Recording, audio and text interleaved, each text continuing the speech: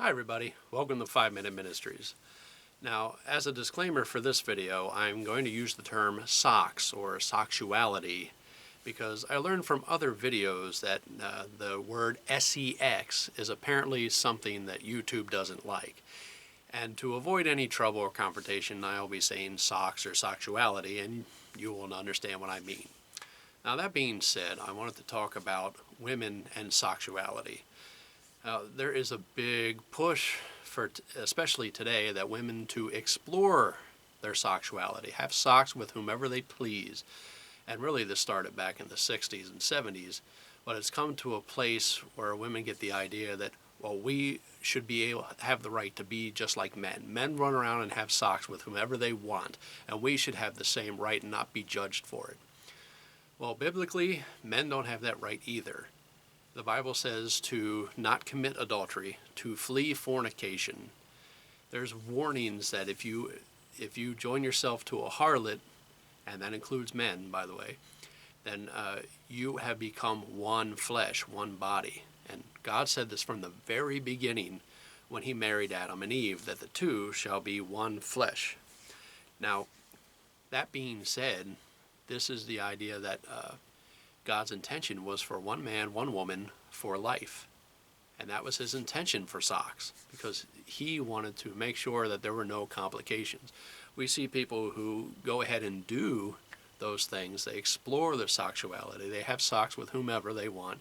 And what do we have? We have children who, we have many children to one woman, but many fathers. We have children who don't know who their real father is, and will question it all their lives, especially if they never find out. And it really comes down to it. It damages children. They grow up without fathers. Fatherless homes are very rampant today, and it's not a good thing, despite what some people may want to say. There was a time when the attitude was, well, we don't need fathers, but certainly we do. I've seen many videos of women being sick of the hookup culture, that they have these children, or they go ahead and have their fun, so to speak, and they hit a certain point and they want relationships, and they find the men don't want relationships with them anymore, because the women are exploring their sexuality. Now they're seeing that they got their freedom, they got what they wanted, and now they're seeing the consequence of it. They're seeing the price of it, and it's one that most are not willing to pay. And they're having a lot of trouble understanding why these things are happening, because you just don't give it freely to anyone. This is why God says to keep the marriage bed holy. Hebrews 13:4 says that.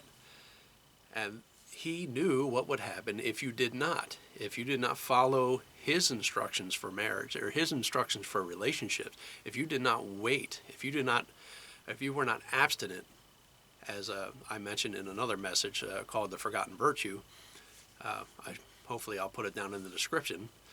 If you don't follow that, you will run into all kinds of other problems. And they go beyond just a religious thing. People think not abstinence is a religious concept.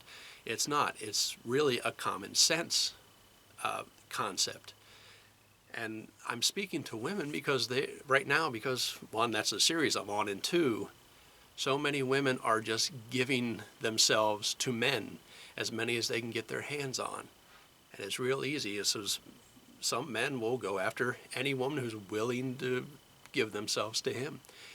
And we need to be, women need to be pure. They need to be holy. They need to be righteous. They ultimately need to belong to God.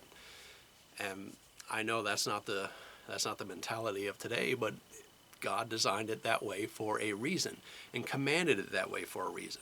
Because we see the results when we don't restrict ourselves and put ourselves under submission and exhibit some self-control.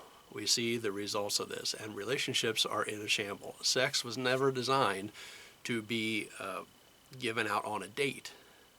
So if you want the respect of men, you want a decent relationship, you tell the man right away, I'm not going to be doing this. I'm not going to be giving you something so valuable. If you want it, you have to make a full commitment to me. This has been 5 Minute Ministries, and I'll see you next time.